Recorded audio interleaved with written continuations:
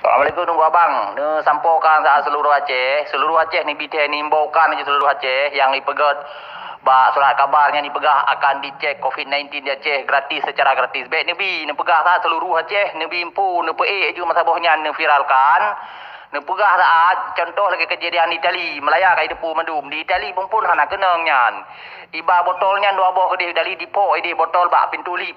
Maka haji berjangkit malunya menang si di Aceh karena di Indonesia akan merajalela PKI. Anak kata Acehnya zon hijau, jadi ipegang ke zon merahnya terlibat Aceh bahan tempat mata dunia.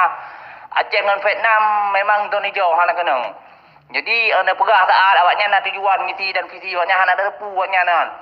Jadi ya cek gratis hana kenang tu kak ya ipegah kenang lewatnya ipurusak Aceh. Ya ataupun nanti betul-betul ibu kenang di iba botolnya disuntik ke ban ibu ala-alanya ndek mandum. Ni sebarkan lalu halang tu telefon ya ka menggah madu masa bonyan di Malaysia. Ni long bi thera masa bonyan. So yang na urung Aceh ti bukanya ni YouTube kem-kem ya test COVID-19 nya ni YouTube tu. Doktor Palih hari 16 Jokowi. Ngamban Jokowi nya kan tu betul ji. PKI PKI yang betul yang ka betul ibuna tentera mujahidin awak ngan senipur bak ulai gede. Itu hai temtren le ji. Ngamban cara di kan.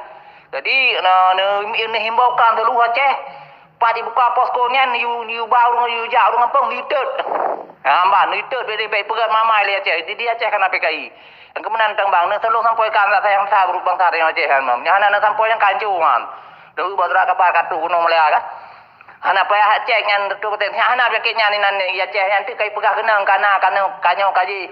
Paling tak wayan misi dan visi yang dijual ni mau dijual ni nya. Nya PKI banyak. Kalau lu pegah lagi Long hana mau partai awak kamu partai kan partai juga tapi nya katok Jokowi nya PKI kalau lu ke mawanya di kampung.